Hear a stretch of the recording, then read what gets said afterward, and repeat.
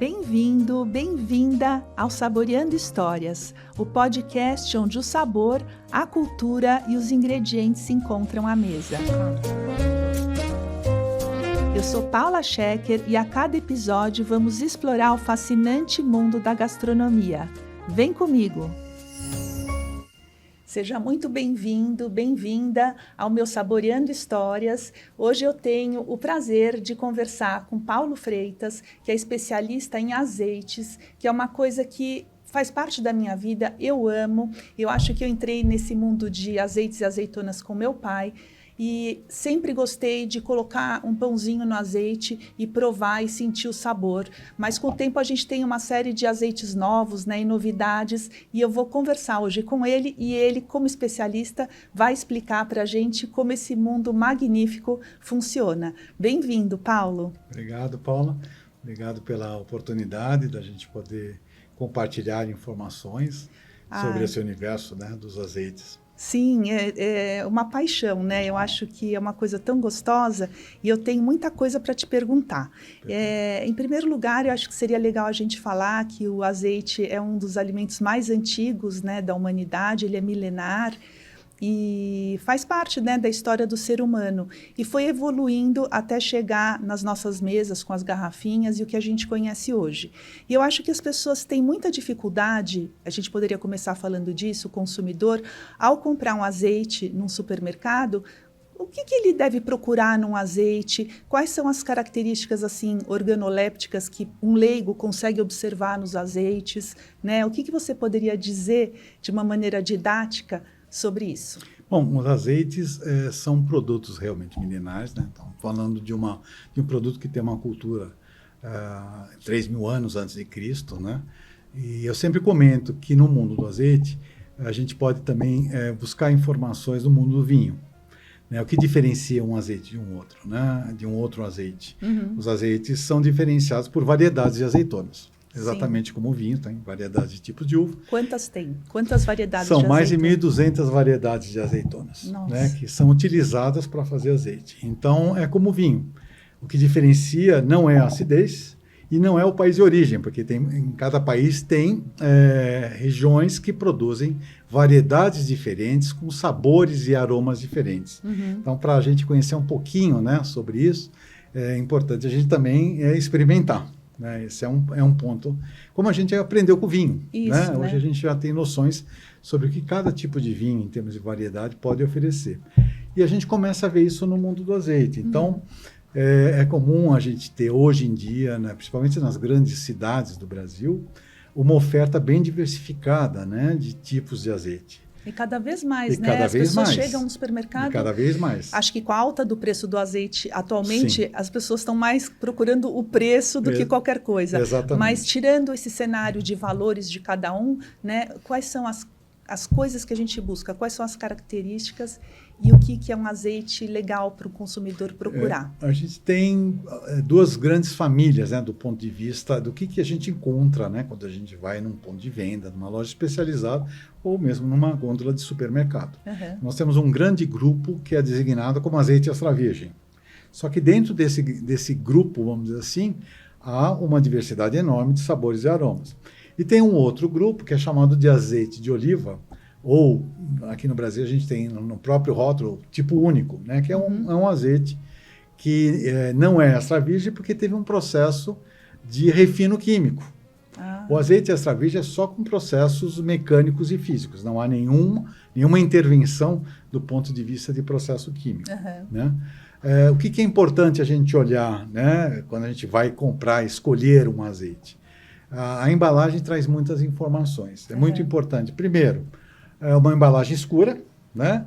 Uma garrafa, normalmente é um verde escuro, uma cor âmbar, para proteger o azeite da luminosidade. O azeite é um óleo vegetal, né? Que tem como origem uma fruta, mas que oxida com o tempo. Então, quando ele é exposto a raios solares, a calor e oxigênio, esse produto ele começa a se degradar. Uhum. Então, uma das grandes diferenças de azeite para vinho, só para a gente fazer aquele paralelo que eu comecei com o tipo de variedade, é que o azeite, quanto mais jovem, você vai ter uma condição melhor para consumo do ponto de vista de sabor e de aroma. É uma coisa importante, né? Uma primeira dica para quando a gente vai olhar entre as opções de azeite é optar pelo azeite o mais jovem possível. Que foi envasado mais recentemente. Mais recentemente. A gente já tem alguns rótulos que mostram até a safra, né? Que ano que foi. Normalmente o azeite não fica mais de 2 anos numa gôndola de supermercado, porque ele já se alterou, né? Ele já oxidou, ele já começa a parecer rançoso, né? Então não tem como o vinho, tem a safra de 2010, o azeite não existe. Tá. Né? A gente vai ter aí 1 ou 2 anos de safra vigente dentro das opções. Então, dê a opção para o azeite mais jovem possível. Quanto mais novo, quanto mais próximo da data de invase, esse azeite vai estar mais fresco, mais perceptível com as suas características. Outro dado importante para se observar é a origem desse azeite, né? Nós temos grandes países produtores, o principal país é a Espanha, com mais da metade, né? É o primeiro do mundo. É o primeiro, 50% dos azeites produzidos no mundo são espanhóis. O português está entre os 10 maiores, é o principal azeite consumido aqui no Brasil. Nós temos a Grécia também produzindo excelentes azeites, o Líbano, a Palestina, a Turquia, Tunísia, principalmente países do norte da África também são grandes produtores de azeite, mas nem sempre a gente encontra aqui no Brasil, né? Aqui no Brasil a gente encontra muito espanhol, português, grego, libanês, até pelas culturas, né? Sim, eu sou descendente de sírios libaneses, né? E eu já tive a oportunidade de experimentar o azeite libanês. Não sei se esse que chega aqui para a gente é o mais gostoso, mas é bem aromático, eu achei muito bom. Sim, nós temos azeites muito bons no mundo inteiro, né? Também outra pergunta, qual é o melhor azeite? É a mesma coisa a gente falar qual é o melhor vinho, né? Você tem... É o que a gente gosta. É o que também. A gente tem que gosta, levar isso em conta, sem dúvida né? nenhuma. E todos esses países produzem excelentes azeites. Aí depende muito da característica de cada produtor. E a gente sempre aprendeu que o extra virgem, ele é proveniente da primeira... A gente falou sobre prensagem. Você me disse que hoje os azeites não são mais extraídos com prensas mecânicas, né? Que hoje é uma espécie de uma moagem. Depois você pode falar um pouquinho disso. Perfeito. Mas o extra virgem seria a primeira extração do óleo daquele lote de azeitonas ou não? Você dar tem, uma luz? Hoje, com os processos mais modernos, primeiro que possibilita um produto mais fresco, mais preservado, porque as prensas, os sistemas que eram usados antigamente, nós estamos falando antigamente há uns 30 anos atrás. Meio recente até. Exato, bem recente, né, essa transformação. O azeite ficava muito exposto a ambientes abertos. O sistema atual é um sistema todo fechado. Então, você não tem contato do azeite com oxigênio. Então, é chamado de extrator, não mais de prensa. Então, por isso que a gente encontra em rótulos extraído a frio e não prensado a frio. Mudou o equipamento, basicamente. E né? sempre essa extração é a frio mesmo, eles moem, não entra temperatura para... Quando tem a informação extraído a frio, o processo de obtenção é uma temperatura menor. Normalmente abaixo de 25, 26 graus.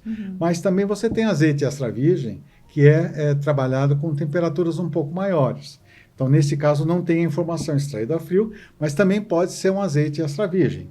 O que vai caracterizar um azeite extra virgem é a caracterização tanto do ponto de vista de análise de laboratório. A acidez é uma informação importante nisso. Até 0,8 de acidez, né? Depois a gente vai falar um pouquinho sobre acidez. É um azeite extra virgem. Tem alguns outros parâmetros de laboratório também. E no azeite é um dos poucos produtos que a questão sensorial também interfere na classificação comercial. Tá. Então, para ser um azeite extra virgem, além da questão da acidez abaixo de 0,8 e os outros parâmetros também de laboratório em determinados níveis, o azeite não pode ter o que é chamado de defeito sensorial. O que é isso? É um gosto, um odor que não deveria estar presente na azeitona. Então, um exemplo mais comum, né, é uma nota rançosa. Sim. Se o azeite tem uma nota rançosa, mesmo que a acidez esteja baixa, ela não deveria ser chamada de azeite extra virgem. Aí ela já poderia ir para uma outra caracterização comercial que chama azeite virgem. Por que virgem ou extra virgem? Porque não teve nenhum processo químico envolvido. Tá. Basicamente, o processo foi feito só por processos mecânicos e físicos. Tá, né? então extraiu aquele primeiro óleo, né? E é esse que é o virgem ou extra virgem. Virgem, Exato. se tiver algum defeitinho, Exatamente. e o extra virgem está preenchendo todos os requisitos. Exatamente. O azeite virgem dificilmente a gente encontra num supermercado, né? Não é muito comum, né, se encontrar. De vez em quando você pode encontrar, mas não é o habitual. Normalmente nós vamos encontrar um azeite extra virgem ou um azeite de oliva, né, que é um comum, refinado, comum, ou tipo único, né? Passa por um processo químico. Por que disso? Porque a azeitona teve alguns problemas quando ela foi colhida. A acidez ficou muito acima, ficou acima de 2%. Tem alguns aromas desagradáveis, alguns sabores desagradáveis. E esse produto é refinado, como os óleos de sementes. Por exemplo, óleo de soja, milho, girassol. Ele é extraído mecanicamente, só que os aromas são desagradáveis, a coloração também não é muito agradável, o sabor é desagradável.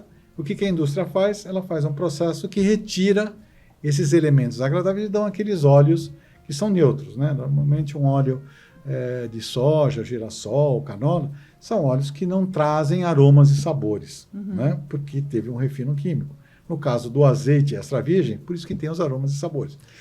E então a acidez você vai explicar daqui a pouco, porque a acidez não é o que a gente imagina de dar um azedinho na boca, uma acidez na boca. É um pouco diferente disso, né? Sim. Mas você estava comentando comigo também sobre intensidade. Intensidade também é uma característica do azeite, né? Sim. Hoje a gente já encontra, até nas boas marcas, né, no supermercado, diferenciações entre o extra virgem. Esse é um ponto importante que você levantou.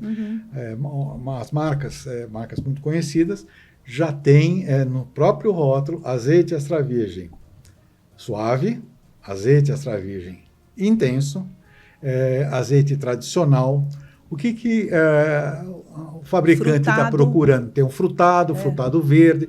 Ele começa a aparecer as características sensoriais para o consumidor escolher. Então, o que você pode encontrar num azeite que aparece lá como intenso? São características que vão ajudar até na utilização dentro da cozinha ou na elaboração de um prato.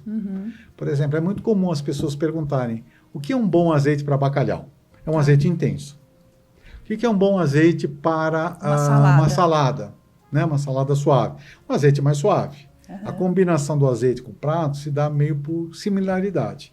Pratos muito temperados, condimentados, vão pedir azeites mais intensos. Então, esse tipo de informação a gente já começa a encontrar nos próprios rótulos de azeites. Né? Essa intensidade que está associada também ao uso onde você vai aplicar o azeite. Né? Essa é outra informação importante que a gente já começa a encontrar.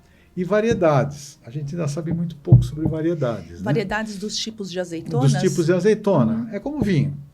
Hoje, quando a gente fala de Malbec, a pessoa já tem uma noção do tipo de vinho. É verdade. As pessoas que gostam de vinho. Mas a gente, há uns 20 anos atrás, talvez a gente não tivesse esse mesmo conhecimento. Né? No caso do azeite, isso começa a aparecer. A gente, às vezes, tem um pouco de dúvida em entender o que é aquela variedade, mas experimentando que a gente vai começar a perceber se ela é mais intensa ou menos intensa. Né? E essa variedade de uvas, olha, eu já estou falando de vinho, eu estou pensando, de azeitonas, para azeite, você falou que são diversas, né? Mas existem algumas principais, por exemplo, que a gente encontra em quase todos os azeites, nos espanhóis, talvez na Europa sejam mais ou menos as mesmas. Depois, agora a gente também tem azeites maravilhosos no Brasil e a gente vai falar um pouco também. Mas existem algumas assim que são as mais emblemáticas? Sim, você tem, em cada país você tem sempre uma variedade que se destaca. Né? Se nós formos para a Espanha, que tem o maior produtor, que tem mais de 200 variedades de azeitona para fazer azeites, a gente tem algumas variedades que são muito presentes no país inteiro, e também essas variedades se adaptaram bem em outras regiões, fora do país de origem. Né? Na Espanha, por exemplo, a gente tem a Picual, a Arbequina. Né? Essas a gente vê bem nos rótulos, exatamente, né? Arbequina, Picual e Orriblanca, né? Só para a gente ficar em três aí que são muito presentes, né? em azeites espanhóis. Se a gente vai para a Itália, tem a Coratina, que é outra variedade extremamente presente, né, dentro de azeites italianos. Em Portugal também nós temos algumas variedades, a galega, que é muito presente em Portugal. Então, sim, nós temos variedades, vamos chamar assim, dominantes, né, ou muito presentes, seja como uma única variedade, porque também o azeite pode ser feito de uma única variedade, como se fosse um varietal, ou de um blend, que como compõe... se fosse um corte, né? Exatamente, como se fosse um corte, onde você faz a combinação de diversas variedades, e isso dá eventualmente, o produtor está procurando aí uma complexidade maior de aromas e sabores, exatamente como que é feito no vinho. Então, essa questão das variedades tem as dominantes, né, ou mais comuns que você encontra nos países, que são marcantes daquele país. E talvez tenha mais olivais até com Exatamente. elas. E são variedades que normalmente têm um bom resultado também de plantio, tem uma boa colheita. São variedades que também evoluíram no sentido de produtividade, de resistência, né, às intempéries que a gente encontra, principalmente hoje em dia. Né? Sim, e aí as azeitonas assim que são colhidas, elas já são esmagadas, né? Sim, a colheita do azeite é uma vez por ano, né? É anual a colheita. Normalmente, quando a azeitona está pronta para ser colhida, ela tem que ser colhida e processada rapidamente. Tá, para não fermentar. Exatamente. A azeitona tem muita água, né? Mais de 50% do fruto é água. Sofre processos fermentativos e essa demora entre você colher e processar pode alterar as características do azeite. E que alterações são essas? Um aumento de acidez, isso pode desqualificar o produto, né, comercialmente falando, surgimento de defeitos. Então, há uma preocupação muito grande dos produtores do momento da colheita para o momento de processamento. Quanto mais rápido esse processo, mais preservadas vão estar aquelas características que a natureza ofereceu, né, para nós na forma da azeitona. Né? Tá. Uma coisa que o Paulo comentou comigo e que eu achei interessante e curioso, na verdade, como que funciona essa máquina assim, do plantio? Eles retiram os galhos com as azeitonas, e aí elas entram numa máquina, né? É isso que você me explicou, elas são como que moídas, e conta o processo rapidamente assim, porque depois você me contou da decantação, só para a gente ter uma ideia do como preparam o azeite. A azeitona ela é colhida, né, da oliveira, né, ela é retirada da oliveira, ela é levada a azeitona para a planta de extração, em Portugal ou aqui no Brasil é chamado de lagar, é a terminologia que nós usamos para essa linha. A azeitona é lavada, ela é moída toda, com caroço, integralmente. É feita uma pasta desse processo, vai para um equipamento, que é como se fosse uma batedeira, né, que fica por um determinado tempo, de 30 a 40 minutos, que é para ajudar a separação do óleo dessa massa. Tá. E nesse momento é que se determina a temperatura para ver se ele é extraído a frio. Nessa batedeira você pode ter aquecimento ou não ter aquecimento. E é ali que você determina, eu quero ter um azeite mais aromático. Então, eu não trabalho com uma temperatura mais elevada. Não, eu vou trabalhar com uma temperatura maior. Para quê? Aumentar a extração. Mais coisa. Exatamente. Dessa batedeira, ela é encaminhada para outro equipamento. Tudo isso é fechado. É um sistema sem contato com o oxigênio. Esse outro equipamento, basicamente, faz uma primeira separação. Separa a polpa, caroço, destina para uma outra parte, né, que vai ser processado para uma outra finalidade, e a água e o óleo, né, e o azeite. A água e o azeite vão para outro equipamento, que é uma centrífuga, que separa a água do óleo. Então, a gente tem azeite, água saindo para o outro lado. Esse azeite, ele vai ter ainda algumas micropartículas de polpa. Por isso que a gente tem aquele azeite turvo. Ou não filtrado. Essa fração. Se o produtor dá continuidade, ele pode filtrar, né? São sistemas de filtro mecânicos também, são filtros de tecido, né? E vai para um tanque de aço inox para decantação.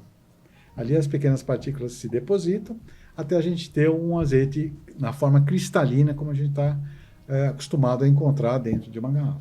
Tá. E o azeite permanece ali até o momento do envase, porque nesses tanques ele tem temperatura controlada, normalmente 18 graus, tá, baixa temperatura, sem contato com oxigênio, sem contato com luz. né? Então, essa mudança da coisa romântica, da prensa, da gente imaginar aquele óleo saindo, verdinho, da azeitona, foi justamente para ter um controle sobre produções maiores, né? Exatamente. Porque imagina tudo isso sendo processado Sim. com prensa, Sim. como você falou, às vezes ao ar livre ou não, sem temperatura controlada. Então, Sim. passou para isso justamente pela produção em massa, né? Isso possibilitou também hoje a gente ter azeites extremamente caracterizados por sabores e aromas que não tinha no passado. Uhum. E essas alterações são muito recentes. Nós estamos falando meados da década de 90. Então, de 95, 97 em diante, começou a ter uma padronização do que a gente hoje encontra em termos de azeite. Antes disso, nós tínhamos um produto muito diferente, né, ofertado no mundo inteiro, do que nós temos hoje. Essa caracterização de azeites com aromas e sabores que a gente encontra naturalmente são muito distintos porque o processo mudou significativamente de lá para cá, né? Tá, e outra coisa legal que você me explicou sobre a cor do azeite, né? Que não é uma coisa tão importante para se notar. Ou, esse azeite claro eu não vou comprar, ele é mais esverdeado, que muitas vezes, quando ele é filtrado e trazido para consumo, ele já nem é mais verde, ele é sempre para o tom de amarelo, de alguma maneira. Meio dourada, né? Sim. Então, um dourado mais escuro ou mais claro, isso não tem nada a ver com a característica de qualidade do azeite. Sabor, não. Do ponto de sabor, não. O pigmento verde é a clorofila, é o pigmento natural da natureza, né? Flores e frutas verdes e tal. E a clorofila, esse pigmento, ele se altera ao longo do tempo. Ele vai sair de verde e vai para uma tonalidade entre marrom e amarelo, vamos chamar assim, né? Então, essa alteração é uma alteração natural. Quando você extrai, no momento de extração do azeite, o azeite ali no lagar, é um caldo verde, uma cor maravilhosa, lindo, né? Linda. Ao longo do tempo, essa clorofila vai se alterando, vai tendo um certo processo oxidativo mesmo, e ela vai se transformando entre pigmentação, entre vermelho e amarelo, o que a combinação dá o dourado do azeite, né? Então, isso não quer dizer se o azeite é mais intenso ou menos intenso. A intensidade está ligada à variedade. Então, tem variedades que tem uma intensidade. O que é a intensidade de azeites? Nós temos 3 atributos em azeite, que também já começa a aparecer nos rótulos. Tem uma coisa que chama frutado. O que é o frutado no azeite? É o aroma e o sabor, né? O que a gente sente no nariz e o que a gente sente na boca. Né? Essas notas podem estar relacionadas a características ou de notas de campo, cheiros de grama, verduras verdes, frutas e legumes verdes, ou notas mais maduras, né? E isso tem a ver também com o estágio de maturação da azeitona. Então, a gente já encontra frutado verde e frutado maduro. E para que serve isso? É mais um indicativo para o consumidor. Verde vai dar frescor no prato. Né? Maduro vai dar uma suavidade maior. Né? E os outros 2 atributos que fecham o azeite é um sabor amargo, que está presente muito em função de antioxidantes naturais que tem o azeite. Aí é um dos benefícios que um azeite extra virgem tem. Né? Então, você tem polifenóis no azeite e flavonoides no vinho. Né? É um antioxidante natural do vinho, é um grupo de antioxidantes específicos, e no azeite é a mesma coisa. Esses antioxidantes a gente percebe na degustação. Cada variedade tem uma quantidade maior desses antioxidantes. Isso a gente percebe no sabor amargo e num outro atributo que é chamado de picante. Mas não é o picante da pimenta, é algo que nós vamos sentir na garganta. Então, quanto mais antioxidante natural tem no azeite, mais a gente vai sentir amargo e picante. E para que serve isso? Né? Tudo isso. Por exemplo, quanto mais amargo e mais picante, vai combinar com pratos relacionados a pratos condimentados. Então, bacalhau, um queijo azul, né? Tipo gorgonzola, combina com esse tipo de perfil de azeite. É um azeite que tem um frutado verde, um amargo muito perceptível, um picante muito perceptível. Isso combina muito bem, até com uma coisa mais simples, uma pizza, por exemplo, de calabresa. Ou num queijo mais salgado, vai pedir esse tipo de perfil. E quando você coloca isso no prato, você não vai sentir o amargo e picante. É muito interessante a experiência. Compensa, né? Compensa. ele se equilibra, ou como os chefes falam, se harmoniza. Sim. Então ele pega esses atributos, junto com o atributo do prato, né, de condimentação, e dá uma outra sensação, né? Então essa é a caracterização que azeites mais intensos nesse sentido. Tá. Tem mais amargo, tem mais picante e tem mais frutado. Tem uma intensidade, você percebe fácil, né, o aroma e sabor. Né? E isso tem a ver também, então, com o tipo das azeitonas. As azeitonas. É a variedade da azeitona, a gente citou duas aqui. Uma italiana que chama Coratino, é a variedade que tem a maior intensidade de amargo e picante. A segunda é a espanhola, Picual. A gente citou duas que são muito presentes a questão de antioxidantes naturais. Né? E quando vieram o cultivo de azeitonas aqui no Brasil, veio de quando? De que época? Porque para todos nós consumidores é uma novidade, Sim. né? Eu, como gosto muito de azeite e sou curiosa, eu já tenho acompanhado alguma coisa. Mas tem pessoas que nem sabem que os azeites, né, são brasileiros e que eles começaram a plantar oliveiras aqui. Como que eles sentiram isso? Que tinha condição de vingar uma oliveira? É pelo clima frio do sul? Como que foi esse começo do azeite brasileiro aqui? O azeite teve alguns ciclos, né, de tentativas, né, vamos dizer assim. Na época do Império, alguns portugueses trouxeram mudas para cá, mas o imperador, na época, não permitiu a continuidade, né, da estrutura do plantio de oliveiras. Diferente dos países de origem espanhola. Então, nós temos a Argentina, que é o maior produtor.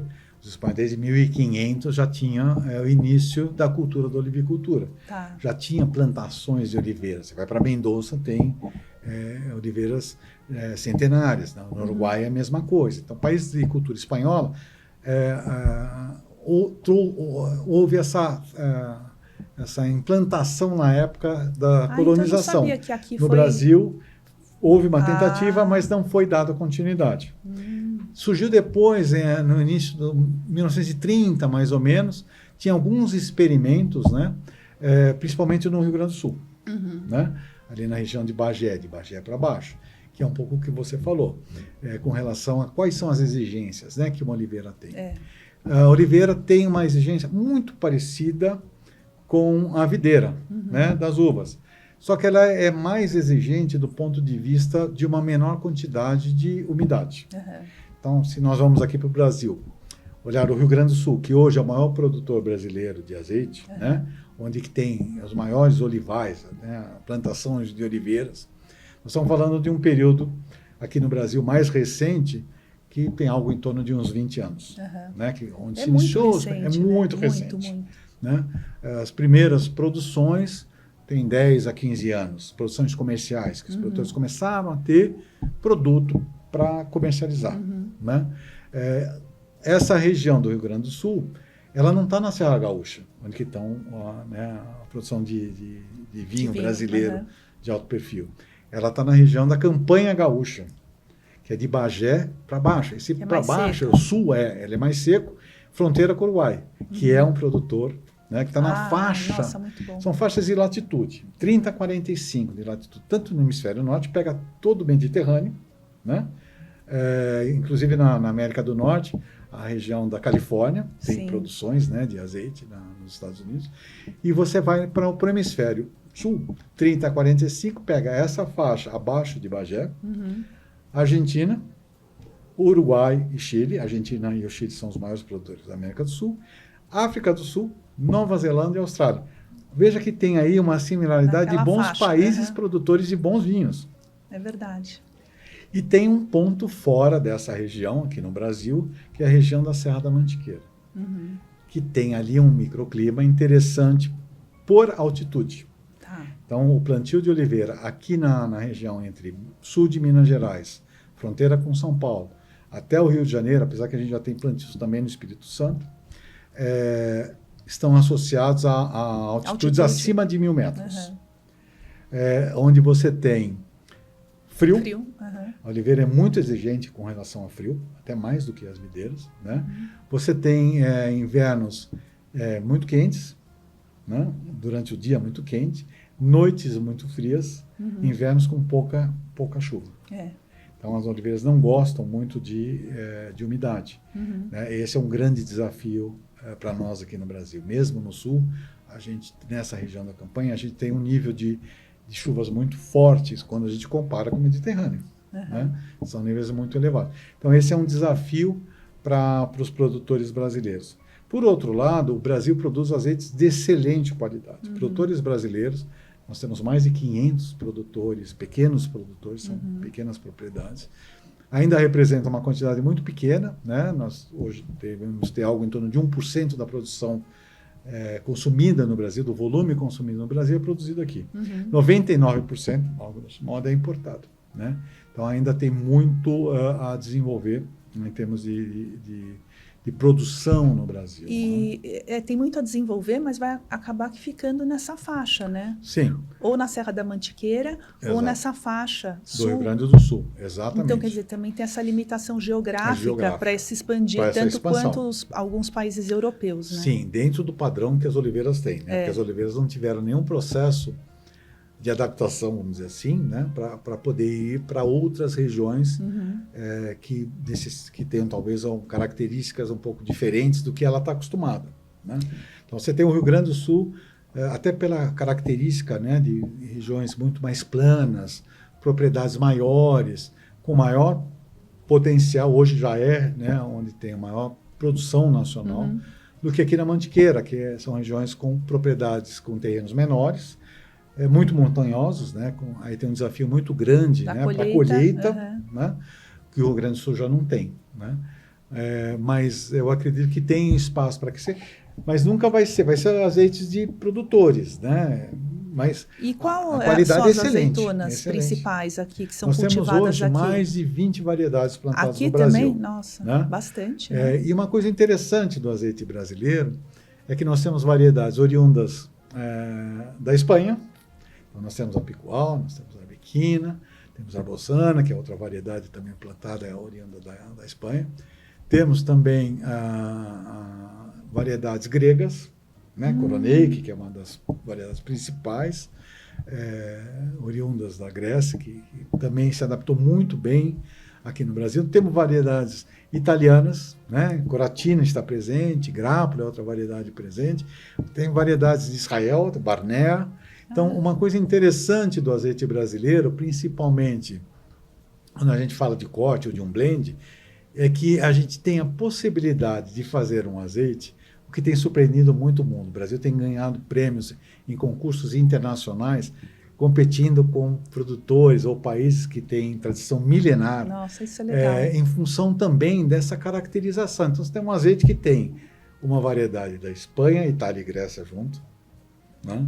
Que dá uma caracterização de produto muito particular. Né? Então, o azeite brasileiro, principalmente quando a gente fala de blends, tem uma condição de diferenciação muito grande do ponto de vista sensorial. Né? E deve ter a questão também que, sendo a mesma azeitona da Europa, por exemplo, o terroir, né? Sim, tem um efeito diferente. Tem, né, a mesma azeitona plantada aqui ou lá, a gente vai conseguir extrair óleos diferentes. Para quem nota todo esse tipo, Exato. Como você, por exemplo, Exato. Que sente toda essa apuração na língua, né, na boca. Todo. Sim, você percebe também, de novo, como o vinho, né?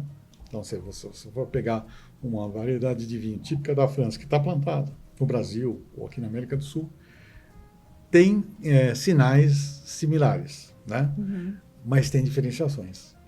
Isso acontece muito exatamente em função do terroir, que nada mais é as características de solo, de iluminação, de insolação, quantidade de chuva que tem naquela região, ou seja, o clima, né, que está submetido àquela planta. Né? E a azeitona, a oliveira, né, que produz azeitona, também é impactada diretamente pelo terroir. A gente observa isso na produção de algumas variedades entre a Serra da Mantiqueira e o Rio Grande do Sul. Já dá diferença. Já dá diferença. Então, incrível, a gente percebe, assim, de intensidades. O Sul, de uma maneira geral, tradicionalmente, ele tem uma quantidade menor de chuvas do que aqui a Mantiqueira. Então, você percebe azeites, de uma maneira geral, mais intensos em termos desses atributos que a gente comentou, em termos dos aromas e sabores, né, do frutado, ou do amargo, do picante, parecem azeites um pouco mais encorpados, vamos dizer assim, em função também de características ligadas da região. Né? São solos diferentes também, né? Isso também tem um impacto totalmente significativo no produto final. Né? Não, eu acho que nós brasileiros agora, nós somos privilegiados com uma série de coisas. Olha, os pães que a gente tem aqui agora são melhores, né? Estão cada vez melhores. Sim. Os azeites aqui a gente tem acesso, e agora com esses brasileiros também a gente consegue coisas deliciosas. Eu falei já em outros episódios o queijo, sim, o mel, né? Eu conversei, sim, também com o Eugênio sobre mel. Então, a gente está tendo assim um mundo de coisas, e a capacidade do Brasil também ainda de produzir tanta coisa é enorme, né? Sem dúvida. Nós temos regiões, né, que se adaptam às necessidades de diferentes tipos de produtos, uhum, né, em termos de desenvolvimento. E os produtores brasileiros trabalham hoje com relação à tecnologia com o que há de mais moderno. Então, né? Por exemplo, esses lagares ou sim, as máquinas, né, uhum, brasileiras, que os brasileiros estão usando, elas vêm da onde, principalmente? Nós temos, aqui no Brasil é muito comum, a maior parte dos equipamentos são italianos, uhum, né? Então, é o que há de mais moderno em termos de tecnologia. Os produtores brasileiros rapidamente assimilaram, né, porque é um desafio enorme, você, comparativamente, né, com um país que há centenas de anos produz, dominaram a tecnologia de extração do azeite. Ah, que legal. Né? Então, nós temos o que há de mais moderno em termos de tecnologia de extração. Estamos evoluindo no sentido também do cultivo da oliveira, uhum, né? Muito impactada por questões climáticas. Você comentou, o azeite está muito caro, né? A gente observou nos últimos 2 anos uma elevação muito grande, né, do preço do azeite para o consumidor final.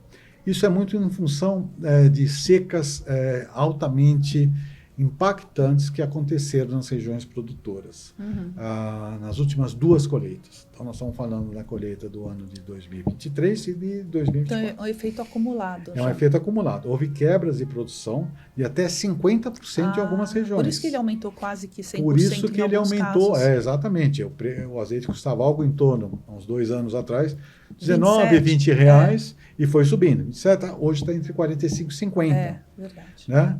A boa notícia, né, que a colheita que iniciou agora já está com uma perspectiva nas regiões produtoras, né, do hemisfério norte, com uma perspectiva melhor de colheita, porque não teve tanta seca como nos anos anteriores.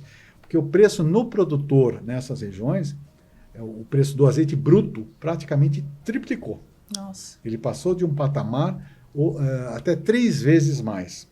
Óbvio que o produto não é só o azeite, mas o preço do azeite, o custo do azeite no produto final teve um impacto que praticamente dobrou o preço. É exatamente isso que você comentou. Sim. Né? Houve uma evolução. A boa notícia é que provavelmente a gente deve sentir durante o próximo ano uma leve redução nos preços ao consumidor do azeite. Então, esse há uma melhora, uma perspectiva de melhora. Mundial, então, na verdade. Isso é um impacto mundial. E a colheita na Europa começa agora? Começou agora em outubro, né, e vai até janeiro. Um ou outro país vai um pouquinho mais para cá, até fevereiro.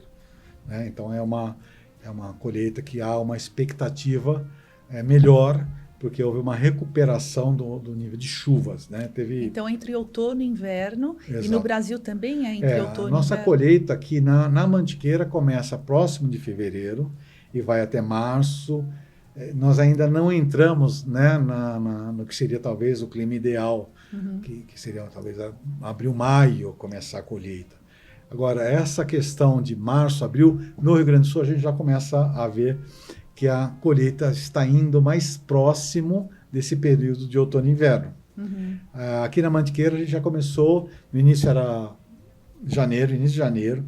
As oliveiras acho que estão meio se adaptando ainda, né, e também ao nosso clima. Elas não conseguem também se adaptar direito. Exato, porque muito a gente tem às vezes 4 estações no mesmo dia. As nossas oliveiras aqui, olha, talvez as que foram plantadas 20 anos, 25 anos, nós estamos falando de oliveiras fora do Brasil, que são centenárias. Nossa. As mais novas que estão produzindo há 50 anos, né? Então, as oliveiras vieram para um ambiente, principalmente aqui na Serra da Mantiqueira, totalmente diferente do que elas estavam acostumadas. Lá no Rio Grande do Sul, talvez mais próximo, né? E algumas características que elas se adaptam melhor. Então, há um processo vamos dizer assim, de adaptação mesmo. Como se fosse uma climatização. Uma climatização. E o que a gente observa mesmo aqui na Mantiqueira, que tem colheitas que surpreendem pela quantidade, e tem em outros momentos ela não tem uma constância tão grande. E faz parte, né? Faz Porque parte. se é tão curto o Exato. período que começou, 20 anos, é o tempo mesmo para a gente começar a entender tudo isso, Exato. né? Porque imagina na Europa, coisas centenárias, né? Eu estive na Toscana agora, conheci vários olivais, assim, a coisa mais linda. E lá, eu aprendi também, eu não sabia, que a oliveira não pode crescer muito para produzir bastante azeitona, né? Ela tem que se manter numa altura de até 2 metros, 2,5 metros. Até para facilitar a colheita, né? Em alguns casos. E se você deixar a oliveira, ela vai embora, né? Ela cresce, ela vegeta. É forte, né? É muito forte, né? Você podar ela, adaptar primeiro para dar força para ela para produzir frutos. Então, porque se ela cresce demais, a energia dela vai para galho, folha. E o produtor que tem um interesse na azeitona, né, para fazer, perde um pouco da força da árvore para produzir outros frutos, né? Quando você limita um pouco o crescimento, ela concentra energia para os frutos, né? Para a saúde, né? E que cor linda que tem a folha, né? Da oliveira, é um verde que não tem, acho que, nenhuma outra coisa assim na natureza parecida. Né? Até designa até um tipo de cor, verde oliva. Oliva, é né? lindo, né? É uma cor muito típica e ela tem um certo prateado, né? Ela tem um certo prateado, é verdade. Tem um verde meio que é muito característico e típico, né? Da folha, né? Muito lindo. É muito bonito. E na época, antes de dar o fruto, como tem uma flor. Então tem um período de floração, que é uma coisa linda. É uma pequena flor, são pequenas florzinhas brancas, né? Que florescem. Nós aqui no Brasil nós estamos já na época da floração das oliveiras. Então você tem pequenas flores que dessas flores uma parte vai virar o fruto, né? Vai virar a azeitona, né? É mágico, né? É mágico. E aí você trouxe uma coisa curiosa que eu nunca tinha visto, né? Que é um copinho para fazer a degustação do azeite. Sim. Como que funciona? Como a gente já falou um pouquinho sobre a cor verde, né? A cor do azeite não é importante, não é fundamental na diferenciação dos azeites. Como que funciona, né? Ele tem um formato parecido com uma taça de vinho, inclusive, né? Exatamente. Para que isso? Para concentrar os aromas e sabores. O vinho, a gente faz aquele movimento no sentido de oxigenar o vinho. Porque a hora que a gente faz aquele movimento, os aromas que estão presentes no vinho, e como o vinho tem álcool, né? Tem álcool na sua composição, o álcool evapora e traz os aromas.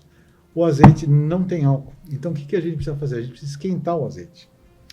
Normalmente, quando a gente vai degustar um azeite, você vai fazer uma prova ou participar de um concurso, isso é colocado num banho-maria, né? É colocado uma quantidade específica de azeite, isso fica num banho-maria para o azeite chegar até 28 graus. Dessa maneira, a gente consegue perceber mais facilmente os aromas que estão presentes no azeite. E a tampinha é para você aquecer com a tampinha, os aromas ficarem dentro do copo, e aí assim que você abre, vem tudo aquilo. Exatamente. Quando a gente vai provar um azeite e não tem um banho-maria, como que é feito? A gente tem o copo, a gente esquenta na mão, que a nossa temperatura normalmente é 36, né?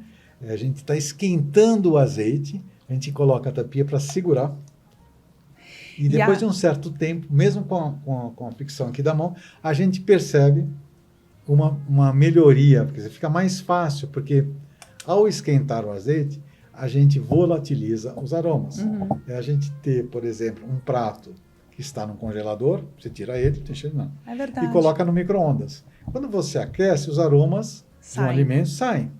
Do azeite, a gente precisa fazer esse processo de aquecimento. Então, a gente aquece e avalia a parte aromática e depois a parte na boca, né? A parte sensorial. A gente vai perceber ali o amargo, vai perceber o picante e outros sabores, ou outros odores que a gente não percebeu no nariz, mas a gente percebe na boca, que é o retrogosto, exatamente como um vinho, né? Sim. Uma parte que a gente vai identificar mais fortemente na boca. E o copinho, então, é escuro para não influenciar a cor? Para não influenciar, mesmo as pessoas que trabalham no dia a dia com azeite, podem ficar influenciados com uma tonalidade um pouco mais intensa do azeite. Ele pode ter uma cor intensa e o sabor não ser intenso. Exatamente.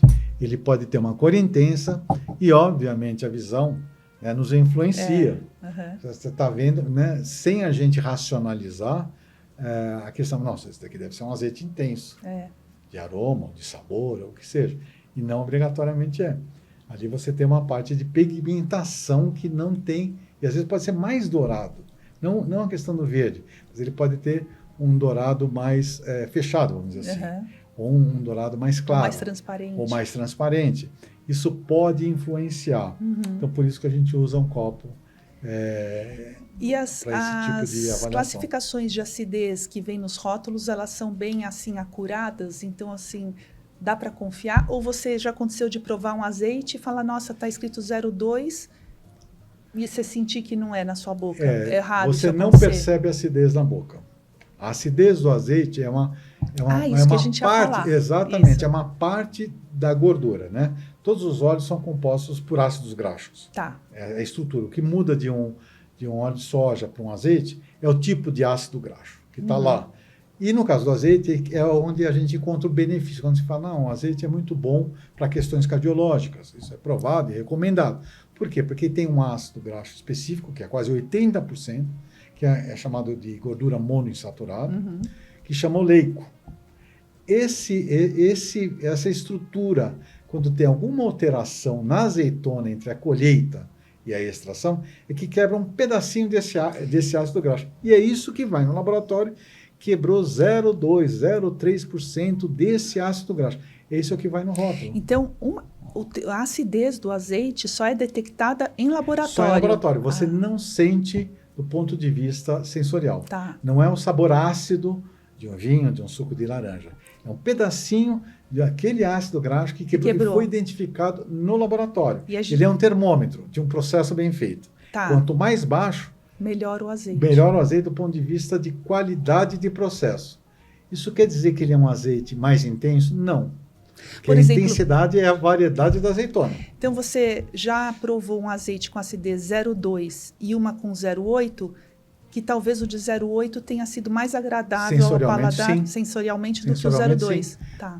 Porque a baixa acidez, assim, ele foi bem feito. Tá. Agora, se a variedade de azeitona é uma azeitona que está muito madura, que não tem muito amargo, que não tem muito picante, que também os aromas estão muito suaves. Você pode ter um azeite com uma acidez maior, né? É termômetro de processo. Sim. Não quer dizer que foi mal feito. Tá. O outro foi muito acurado. Então, a tendência quando você tem uma acidez baixa é que houve pouca alteração, né? Mas se aquela variedade é uma variedade que tem característica, ou blend, né? Isso também vale para blend. Também, né? Porque no fim tem azeitonas misturadas. Exatamente, lá. Você tem variedades de azeitonas misturadas. Não vai te impactar sensorialmente. Você pode ter azeites com intensidades maiores de acidez, dentro dos limites legais de um extra virgem. Para ser um extra virgem. Né? Hoje, dificilmente você encontra um azeite extra virgem com 0,7, 0,8 de acidez.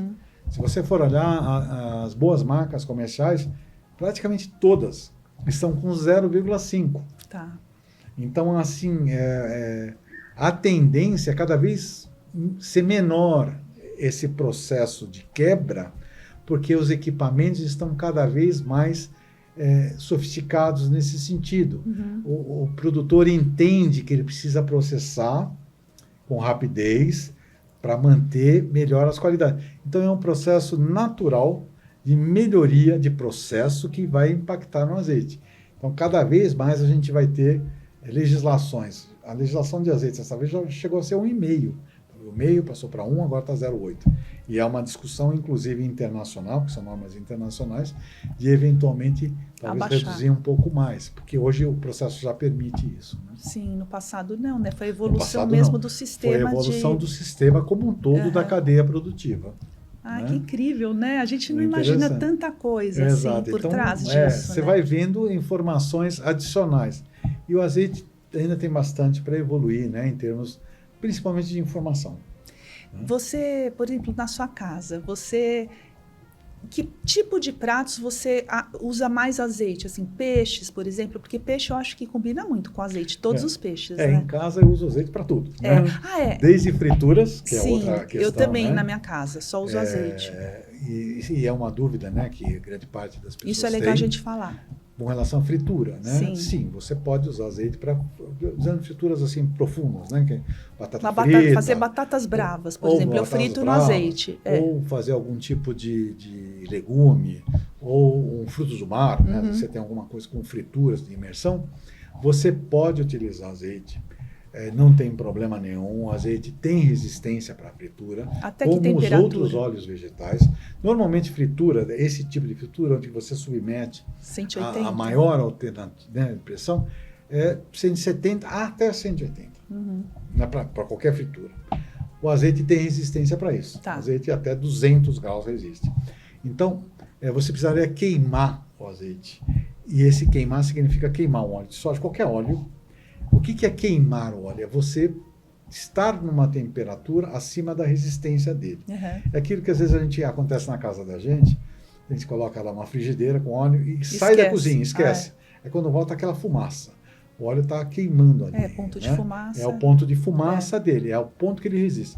Mas para você fritar, você não precisa daquela temperatura, porque ali já passou de 200 graus. Então, quem for trabalhar com azeite para fritar uma batata, alguma coisa, eu acho que não custa ter um termômetro. De verdade, porque, né? Não, se você não esquecer a frigideira, ele não vai queimar. Sim. Ele não vai fica lá de olho. Como você fica para óleo de soja, já como você põe fica uma para batatinha, girassol. exato. Isso. Para qualquer óleo que você utilizar, e o azeite está dentro disso. Agora, é bom você utilizar um azeite, cheio de aromas e sabores, antioxidantes, rico em aroma. Não. É a mesma coisa que você cozinhar com vinho, vai fazer um risoto e vai usar um Brunello de Montalcino para fazer um risoto com vinho tinto. Você não vai usar um vinho extremamente aromático, totalmente diferenciado, para fazer um processo de cocção. Mas também não vai usar um vinho de baixíssima qualidade para não estragar o seu prato. Você usa, Na por fritura, exemplo, você pode usar ou um azeite suave, pouco amargo, pouco picante, porque esse amargo e picante é antioxidante natural. Você está jogando fora com o aquecimento, você está perdendo os antioxidantes. Então, o suave vai bem. Vitaminas. O suave vai bem. Qual é a vantagem de fritar com azeite? Você tem a gordura saudável, monoinsaturada ali presente. E em toda fritura, quando você frita, uma parte do óleo, da gordura que você usa na fritura, adere no alimento. Exatamente. Então você está levando gordura saudável na sua fritura. Hoje tem restaurantes que só trabalham com azeite.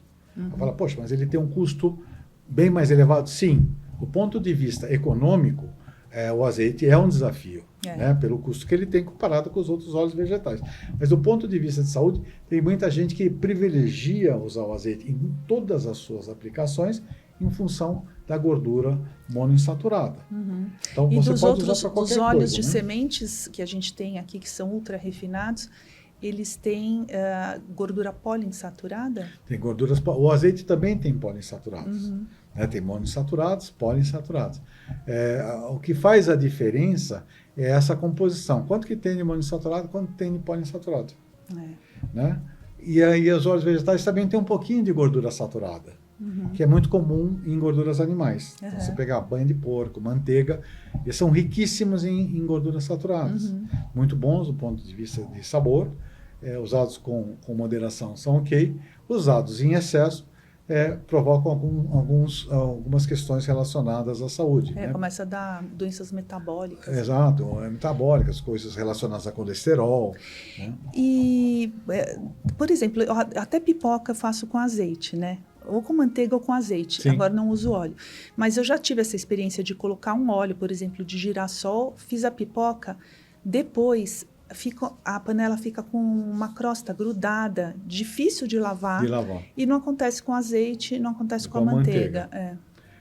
Você tem algumas características para os óleos vegetais que são interessantes para várias aplicações. Obviamente, para finalizar prato não é o forte, né? Você não vai finalizar uma salada, porque você na finalização você está procurando sabor. Girassol ou milho não vai te fornecer isso. Os óleos vegetais são bons para fazer, para você cozinhar, para você fazer uma refoga de um arroz, de um feijão. Mas eu tenho feito frituras, tudo com azeite. Eu acho que ele é mais saudável mesmo, né? Exatamente. O azeite você pode usar para tudo.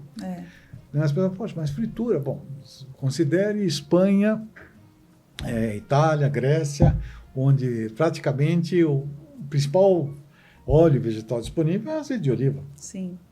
Né? O que acontece é que você vai usar um azeite de oliva para uma fritura ou até para você fazer uma refoga mais suave, ou até um azeite de oliva. Não precisa ser, eventualmente, um azeite extra virgem. O azeite de oliva é um azeite até economicamente um pouco mais econômico do que o azeite extra virgem. O azeite de oliva, ele é extraído do que sobra, assim, daquela polpa e do caroço que sobraram, eles fervem ou não? Da polpa de caroço, essa é uma colocação boa. A polpa e o caroço, você pode ter também, ali ainda tem um pouquinho de óleo, pode ter um reaproveitamento. Aqui no Brasil a gente ainda não encontra, produtores brasileiros não fazem isso porque os volumes ainda são muito pequenos. Mas na Itália, Espanha e Portugal, esse aproveitamento acontece, quer dizer, essa borra, vamos chamar assim, que tem lá um pouco da polpa, que tem óleo, sobrou, caroço sobrou, ele é levado para uma indústria que retira o azeite que está ali presente. Então, isso é denominado como óleo de bagaço de azeitona, na língua portuguesa, ou óleo de sansa, na língua italiana. Então, se você for em alguns lugares que comercializam produtos de origem italiana, ou em mercadões municipais, você vai encontrar lá óleo de sansa. Óleo de sansa é o óleo do bagaço da azeitona. Mas isso não é chamado de azeite. A Espanha usa muito, chama azeite de orujo. Né? Então, quando a gente isso encontra óleo de oliva... Isso é ótimo para fritura. Isso é excelente para fritura, porque é um produto muito neutro do ponto de vista de sabor e de odor. Mas tem a gordura saudável. Está lá, o monoinsaturado está presente. Que não tem nos óleos de sementes. Que tem baixa quantidade nos óleos de semente. Né? Essa é a grande diferença. Então, eu quando vi aqui azeite de oliva, esse puro, eu achei que fosse disso, dessa espremedura final. Não é, não? Não é. No rótulo, o rótulo é muito ilustrativo para o azeite. Né? Se você for olhar no rótulo, atrás tem os ingredientes. Então, conta lá, azeite de oliva. Aqui no Brasil a gente usa, além do azeite de oliva, está lá, tipo único. Uma coisa relacionada à legislação do Ministério da Agricultura, mas aquilo é um azeite de oliva. Se você olhar os ingredientes, está lá, azeite de oliva refinado, então não foi do bagaço. Azeite de oliva refinado foi aquele azeite de oliva que teve um problema com relação às azeitonas estarem um pouco fermentadas, foram para um processo de refino. Então, esse é o azeite de oliva refinado. E azeite virgem ou azeite extra virgem. Por que o produtor coloca isso? Para dar um cheirinho, um gostinho de azeite. Ele é menos intenso. Normalmente tem pouquíssimo amargo e pouquíssimo picante. Então, digamos que ele é feito com o que não passou no controle de qualidade para ser um extra virgem. Exatamente. Mas não é nada a ver com essa fervura de caroço e de bagaço que tem esse nome de óleo óleo de bagaço. Aqui para nós, óleo de bagaço de azeitonas, e na Itália tem o nome de sensa. Óleo de sansa. A sansa. Por exemplo, se a gente for aqui no mercado municipal, aqui em São Paulo, você vai ver, a embalagem italiana normalmente é muito bom em design, óleo de sansa. Eu já vi isso até em pizzarias, né?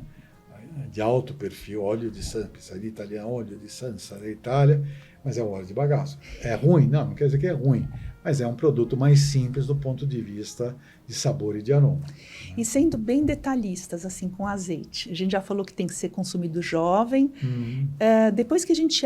vidro escuro para preservar as características. Depois que a gente abre uma garrafa, o oxigênio entra nele, né?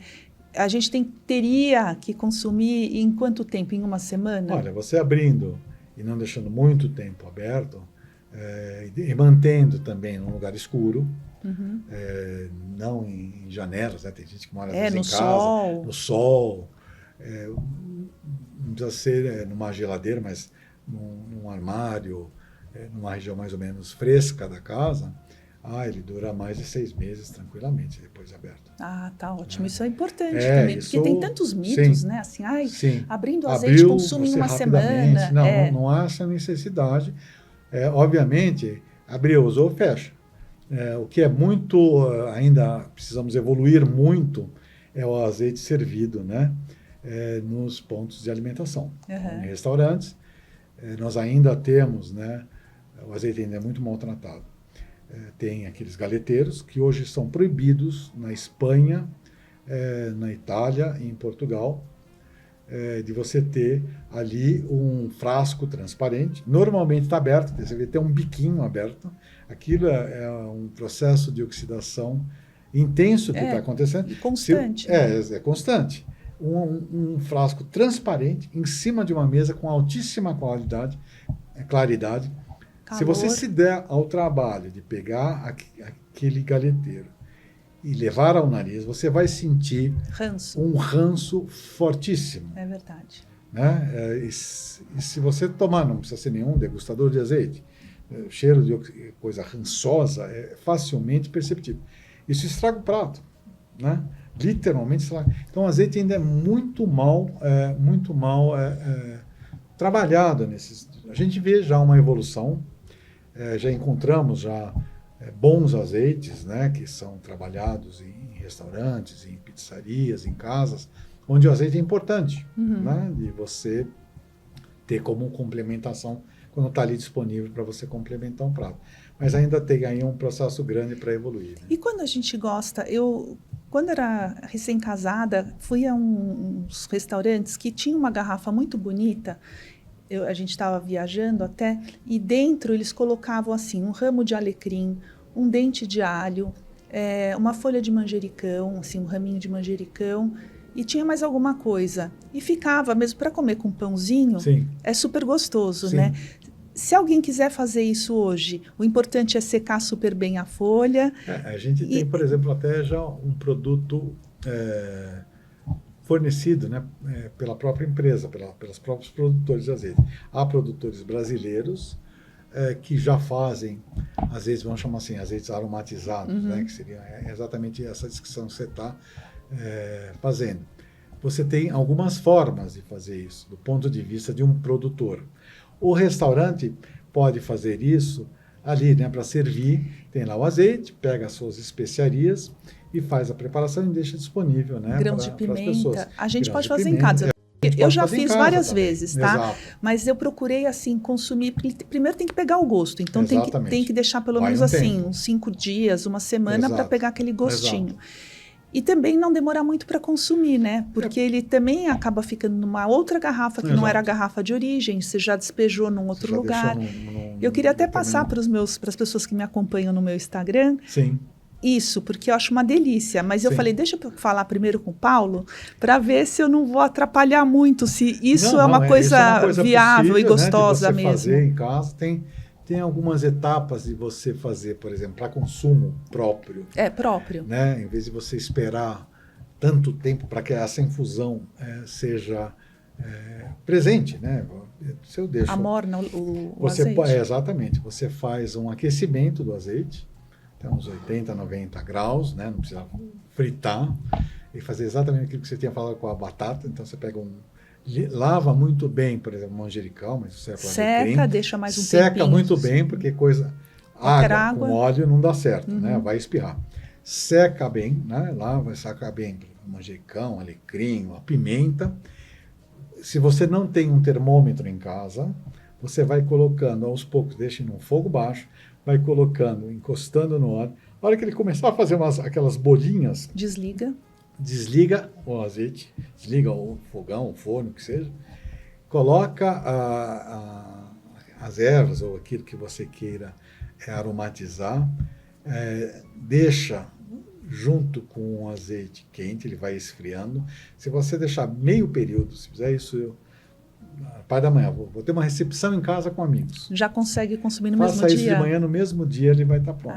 Ou faça de um dia para o outro, quer dizer, se você deixar, faz vai ser no outro dia, faz um dia anterior e depois coa, né? Retira isso, porque a hora que você botou no óleo quente, Se você colocar alecrim, manjericão, essas folhas, ela vai ficar meio escurecida. Então, se você quer deixar bonito para identificar, você coa, né? E põe o fresco. E põe o fresco, bonitinho, para fazer a decoração. Tá. E faça em quantidades pequenas. Você não precisa falar, é tão simples para fazer, porque você deixar por muito tempo eu acho desnecessário. Eu já tive essa experiência, porque eu fiz muito isso na minha casa. Eu adoro, né? Exato. Então, eu sempre fiz. Às vezes, colocava uma coisa, outra e tal. Isso. Mas eu não podia esquecer aquele azeite lá, porque é uma pena, né? Primeiro que você perde, depois ele vai mudando de gosto, assim, não fica tão legal. Exato. Agora, isso que você faz, eu faço no meu azeite de manjericão. Ótimo. Eu deixo até 60 graus o azeite e ponho o manjericão lá. Sim. O outro eu ponho um pouquinho na geladeira, Perfeito. Metade. Aí eu bato os dois juntos no liquidificador e coo numa gaze. Entendi. Aí fica, né, dá certo, fica com azeite também. De manjericão gostoso. Dá certo também. Você pode fazer isso com pimenta dedo de moça, retira aquelas sementinhas, lava bem e coloca, né? Tira só a parte interna. Outra coisa que fica muito agradável. Fica gostoso, vou fazer. Muito gostoso. Pimenta é meio polarizante, né? Tem gente que gosta, tem gente que não gosta. Mas com um dedo de moça, fica muito agradável. É só tirar as sementes, abre, põe metade, né? Tira as sementes e coloca a própria pimenta dedo de moça, faz o processo mesmo. Uhum.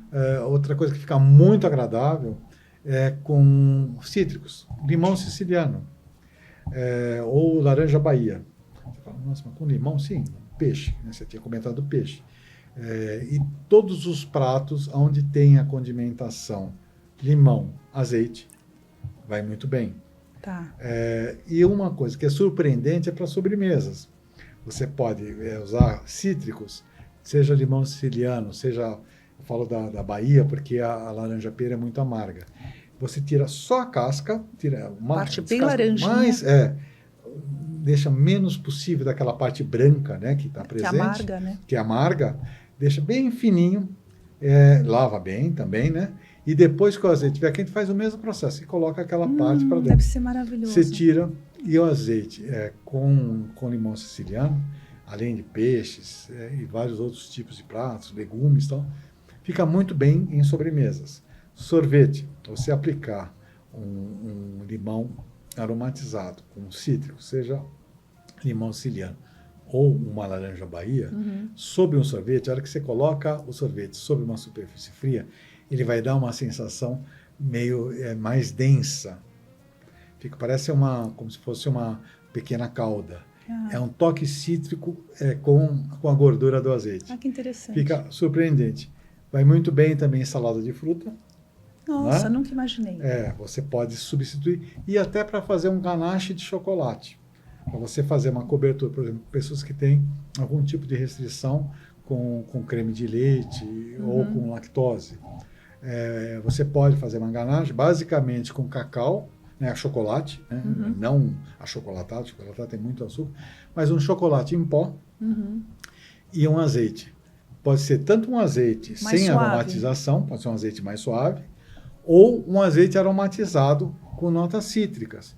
Tem pessoas que gostam muito laranja. De pimenta, com teve chocolate. até aquela novela, né, chocolate com pimenta, e faz uma calda de chocolate com um toque de pimenta, né? Mas fica muito bem com notas cítricas. Então, com azeite, com limão siciliano ou com laranja Bahia, ou então, se quiser ir um pouco mais à frente, você pode fazer com baunilha. Fica maravilhoso. Né? E esses azeites que você trouxe? Tá. Bom, azeites que eu trouxe, né? Então, a gente tem aqui alguns azeites brasileiros. O Brasil também tem azeites orgânicos, né? Bom só destacar. E biodinâmicos. Tem um azeite, vamos dizer assim, extra virgem, tem azeite extra virgem biodinâmicos, azeite extra virgem orgânicos. A gente já tem produtores já trabalhando também nesse sentido. Então, os orgânicos não tem nenhum tipo de aditivo químico no cultivo. Então, não tem nenhum defensivo, né? Nem inseticida. Nenhum tipo de... É um desafio maior para o produtor. É exatamente como o vinho, né? O trato da videira é feita com produtos naturais, tipo fertilizante natural. Fertilizantes naturais ou defensivos também naturais. E o biodinâmico? O biodinâmico, para ser biodinâmico, ele tem a necessidade de ser orgânico, né, como premissa inicial, e o passo seguinte, ele se baseia numa teoria que utiliza as forças da natureza. né? Então, desde coisas que são extremamente conhecidas, né, como ativadores de plantas, enfim, por exemplo, ciclos lunares. Uhum. Qual o melhor momento para você fazer uma poda da oliveira? Então, está associado a ciclos lunares. Qual o melhor momento para você fazer a fertilização? Então, tem uma cultura de cultivo de produtos biodinâmicos, né, que estão extremamente relacionados às forças da natureza. O principal é a questão ciclos lunares, que isso é sabido milenarmente, e tem também a questão de energização, Nossa. que utiliza sílicas, são todos compostos naturais, para, durante momentos de pulverização ou de fertilização, que captam uma energia maior da natureza e isso transfere para a planta. Nossa. E isso é transferido para o azeite, né? E isso é perceptível, né? Há formas de você medir a energia dos produtos, né? Mas isso é uma conversa longa também. Então, a gente tem esse processo já de produtores aqui no Brasil fazendo, já acontece também fora, né, do Brasil. Nós já temos algo em torno aí de pelo menos 2 ou 3 produtores que já estão no estágio biodinâmico e uns 4, mais ou menos, que são orgânicos também. Tá. Né? Esse é um perfil, né, que a gente tem de produtores aqui na Serra da Mantiqueira e também no Rio Grande do Sul. E nós temos produtores que trabalham com essas variedades que a gente já comentou, fazendo seus blends, entre produtores aqui da Mantiqueira e também do Rio Grande do Sul. Então, o que eu trouxe aqui são alguns azeites de produtores brasileiros, outro aqui da América do Sul, né, que produz azeites de altíssima qualidade, é um produtor do Uruguai. Esse é o azeite que um dos azeites que eu mais gosto, é esse uruguaio. Sim, eu sempre procuro comprar. É o que eles chamam de corte italiano, né, porque são 3 variedades típicas. A Itália, inclusive, tem regiões da Toscana, né, tem variedades da Toscana nessa proposta de azeite desse produtor do Uruguai, e um produtor da Espanha, né, em homenagem aí ao principal país produtor. Infelizmente não deu para a gente trazer todos, né, porque a gente teria aí Portugal, Grécia, Líbano, seria aí uma área enorme de produtores em homenagem a todos, né, e por trás dos azeites normalmente são famílias. Né? Tá. São histórias centenárias de gerações, né, que foram passando de gerações a gerações, que dedicados, né, são pessoas do campo, né, que a grande parte que hoje produzem azeites no mundo inteiro. Então aqui tem um pouco da transpiração, né, de povos de todas as principais regiões produtoras, né, do Brasil. Então, falando aqui dos nossos azeites, o que a gente pode fazer agora? Vamos dar uma olhada em cada um no copinho que você ia me explicar? Então, Paulo, uma coisa, nem sempre nós vamos ter dificilmente nós vamos ter um copo de degustação de azeite. Sim. Em casa, mas a gente pode fazer essa avaliação. Pode ser uma colher ou pode ser um pequeno copo, né? Aqui, por exemplo, tem até vou te convidar para você também degustar. Um pequeno copo, né, descartável, né? O que a gente seria o segundo momento na avaliação do azeite? A gente fez uma prévia, bom, eu vou comprar, o que eu observo, né? Aí chega em casa e vai abrir e ver o que chega em acha. casa, tá, fiz lá uma avaliação, optei por esse azeite. É o segundo momento de avaliação. Tá. O que a gente vai olhar, né? O que a gente vai tentar sentir para finalizar aquela avaliação. Bom, a gente pega o azeite, nós vamos abrir, né, o azeite. Primeiro momento, leva ao nariz. Né? Aqui a gente já vai começar a perceber, primeiro, ele está com um cheiro rançoso, ou seja, eu olhei que ele é um azeite que foi envasado há pouco tempo, novo, bom, não tem ranço aqui, tá. O que eu vou colocar? Aí eu começo a ver, olha, ele tem um cheirinho de grama, tem um cheirinho meio de natureza, falo, poxa, isso é um sinal positivo, né? Deixa eu ver se ele é intenso. Para que eu vou querer saber isso? Para saber se eu vou ter pratos diferentes, estamos chegando perto do fim do ano, né? Ou em épocas específicas, o que eu estou comprando um azeite e eu vou fazer um bacalhau. Então, o que esse azeite precisa ter? Ele tem que ter um aroma agradável e tem que ter uma intensidade naqueles outros 2 atributos. Precisa ter um pouquinho de amargo e um pouquinho de picante. E é isso que a gente vai analisar. Tá? Então, a gente coloca uma pequena quantidade. Eu vou te servir aqui. Essa é uma quantidade suficiente. Já dá. Esse tem.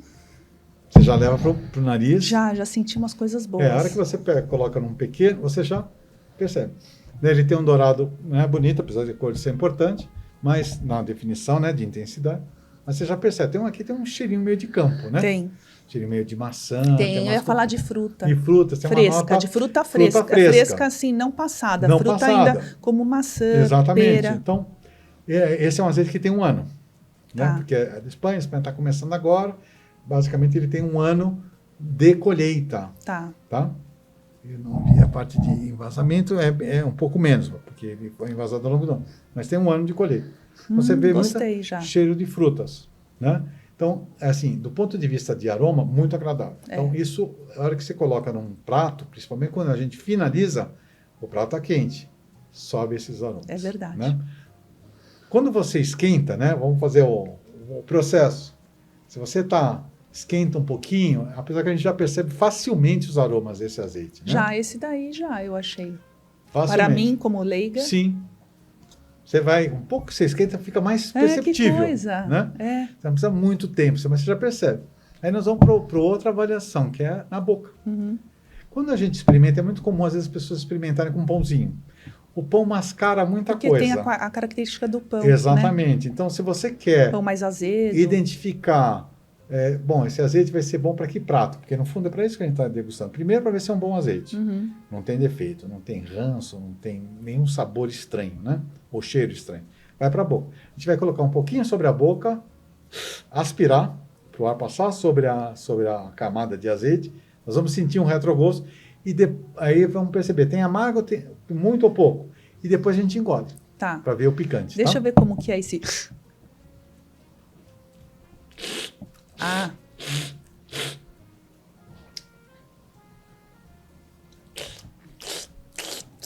Nossa, fazer esse movimento dá para uma ampliada no sabor no gosto, na boca. Esse tipo de aspersão você pode fazer também com vinho. Os italianos têm muito esse hábito, né? Se você for fazer contato com pessoas na Itália, visitando mesmo um produtor, eles têm muito esse hábito de aspirar. Nossa, que interessante, né? Isso. Então a gente põe... Mas você vai perceber isso com vinho também.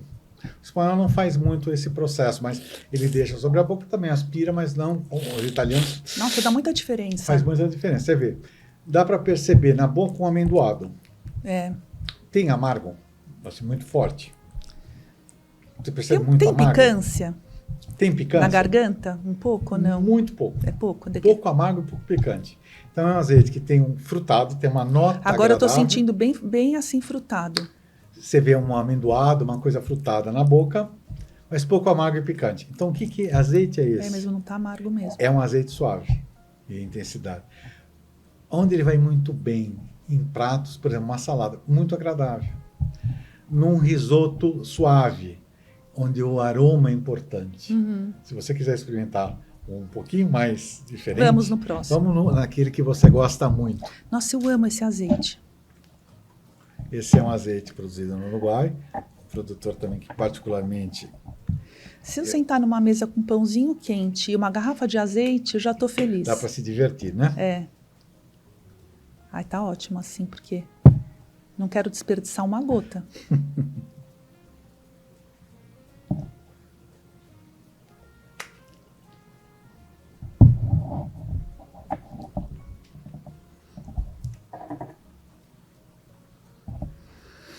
Já é totalmente diferente do outro. Totalmente diferente. Nossa! Aquele é fruta e esse é verdura. Que coisa! Eu nunca tinha tido essa experiência de comparar assim. Esse azeite é de arbequina. Arbequina. Nossa! Tem muito menos fruta, muito mais verdura. Parece meio almeirão, parece meio rúcula no nariz. Catalônia. É bem verdura, bem verde. Esse aqui também é verde com fruta. Esse aqui é verde com verdura. Com vegetais. Com vegetais. Agora vamos fazer o... Tô achando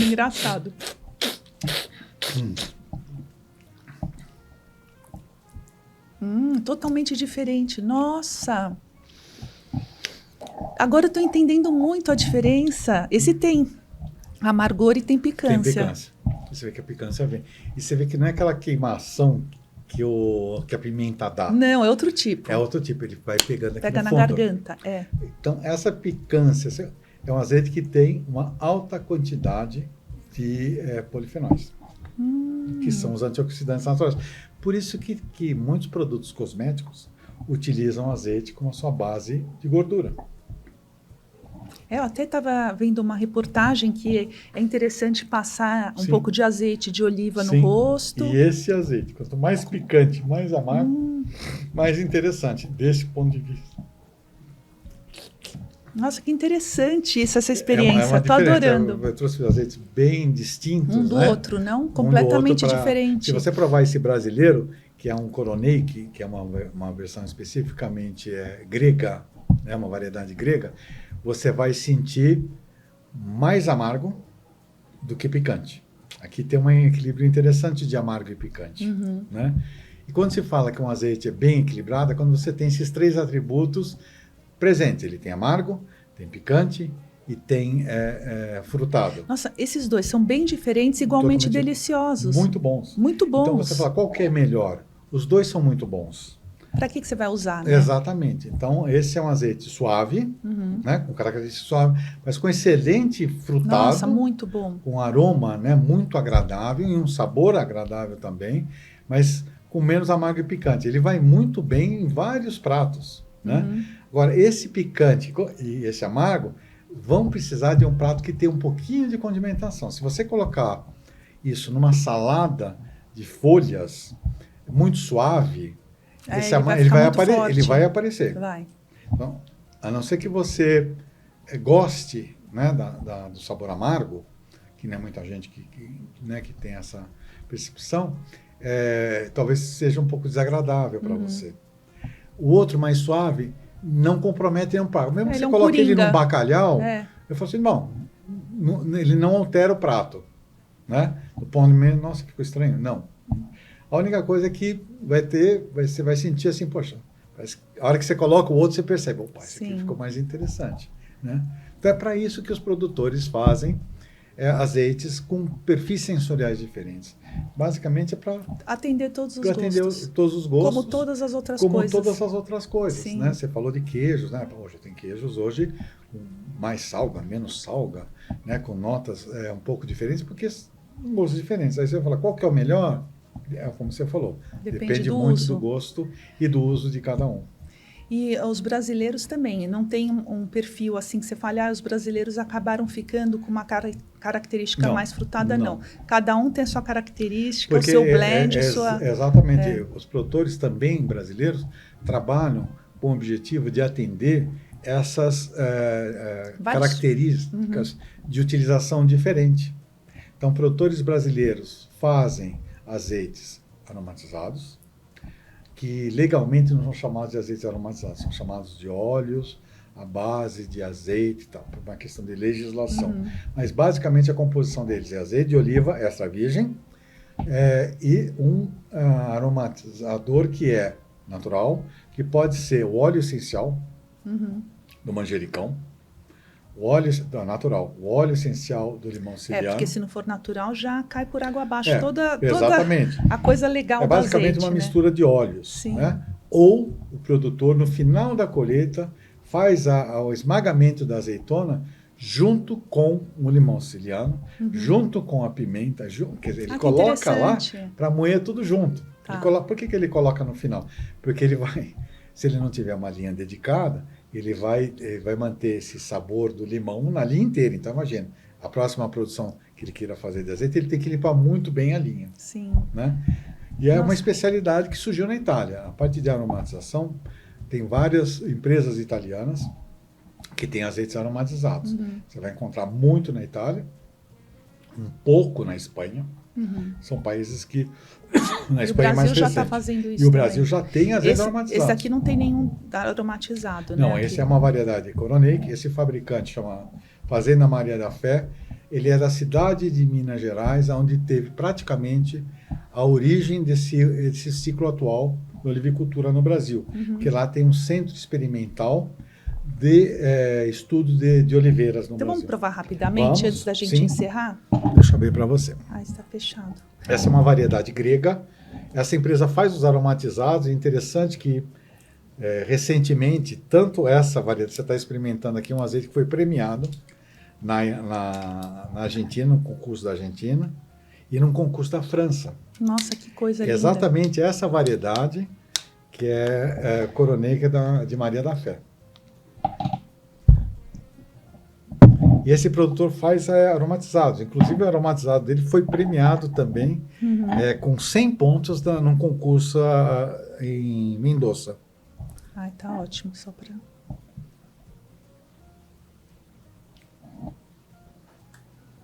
Vamos provar. Primeiro vamos ver o... Já ia provando, você vê? Você vai ver que tem uma coisa diferente também. Ai, que gostoso, adorei esse. Bem diferente, né? E enquanto a gente esquenta o azeite, e a gente já está terminando a nossa conversa, mas que a gente pode ficar semanas conversando, assim como tem para o vinho, tem para o mel, tem para outras coisas, tem a roda de sabores, né? Então aqui tem frutas, legumes e verduras, ervas, herbáceos, e aqui outro tipo para fruta e outro mais para vegetais. Como eu comentei, por exemplo, o produtor ele pode, da mesma azeitona, fazer esses aromas que são chamados de frutado verde. A azeitona aqui vai estar no estágio inicial, ela está mais verde. Ou ele pode deixar a azeitona amadurecer, deixar um pouquinho no pé, e ela vai ter notas mais florais, de frutos secos, de frutas, de legumes e verduras mais maduras. Ou então ele vai ter verduras e legumes mais verdes, como a gente notou em alguns azeites, frutas mais verdes ou notas mais de verduras, frescas, notas mais herbáceas, tipo frescas, tal, né? Então, a própria momento da colheita da fruta, ele pode ter perfis diferentes do azeite. E outra coisa importante é a questão do amargo, que a gente já comentou. Quando tem pouco amargo, a gente classifica como doce. Aquele primeiro azeite espanhol tem pouco amargo, a gente pode até ir nessa linha. E o picante, que é essa outra sensação que a gente comentou, né? Tá. Que é essa sensação de adstringência que dá na garganta, né? Então essa é uma classificação que a gente pode ter para os azeites. Eu teria que fazer um mais assim, mas eu fico meio sem graça. Isso chama estripádio. Estripádio. Nossa, totalmente diferente dos outros. Totalmente diferente dos outros dois. Estou impressionada. Ele tem pouco picante e mais amargo. Tem bastante amargo. Tem bastante, é bem mais proeminente do que o grego. Está predominando o amargo. Ele vai também para uma coisa mais de verdura, menos de fruta, mas tem um pouquinho de fruta verde. Mas muito gostoso também. Muito gostoso o resultado deles também. E esse a gente usaria para quê, por exemplo? Esse é um pouco de coringa. Também coringa. Porque ele não tem... ele vai bem com pratos de intensidade intermediária. Porque apesar dele ser amargo, ele é suave. Ele é suave. Então, se você experimenta ele com queijo, né? Seja queijos suaves ou queijos um pouco mais combinados, ele se comporta muito bem. Com uma brusqueta, ele vai muito bem também. Com pratos um pouco mais condimentados, um cordeiro, né? As pessoas acham estranho, às vezes, mas com carne, sim, linguiça calabresa, né? A carne que também vai muito bem com um azeite que tem uma nota boa de amargo, né? Então é um azeite que tem uma... E ele vai bem com saladas também. Como ele não tem tanto picante como esse outro azeite que a gente experimentou, ele não compromete tanto em pratos, compromete no sentido de impactar tanto em pratos mais delicados. Então, né? É o azeite ideal para ter em casa e comercialmente falando também, porque você atinge uma gama maior de combinações. Os produtores, eles tentam, né, encontrar para extremos, né, pratos muito... E ter também... A faixa do meio. Do meio. Isso acontece desde produtores de menor porte, como das grandes marcas comerciais. Quando se fala lá, isso aqui é um azeite tradicional. A proposta daquele produtor ou daquela marca é que ele seja um pouco de um coringa, né? Olha, ele vai bem aqui, vai bem ali, não compromete tanto. Mas ele tem especialidade, né? Eu vou ter isso aqui, que é para um prato, né? Então, vou ter alguma coisa. Então, ideal, né? No mundo ideal, é a gente ter em casa, né? Se você vai usar azeite para todas as finalidades, é ter um azeite muito suave, até para frituras, para você fazer refoga de produtos, e um azeite mais intenso e, se possível, um aromatizado, né? Que é um produto também bem interessante para a gente poder constar com ele. Ai, muito obrigada, Eu que Paulo. agradeço, Paulo. Quero te agradecer. Para mim foi um mundo novo, um monte de coisas assim que você, por mais que eu tenha sempre tido interesse em azeite e me aprofundado em coisas, não chegaria a todo esse seu conhecimento e tudo que você passou hoje. Eu acho que quem estiver nos escutando também vai amar e eu ainda tenho muito a aprender com você. Muito obrigada. Eu que agradeço a oportunidade, né? Nós somos poucas pessoas que divulgam azeite. Agradeço a oportunidade para fazer esse trabalho, né, de comunicação e divulgação dos azeites, né, e principalmente de azeites brasileiros, né.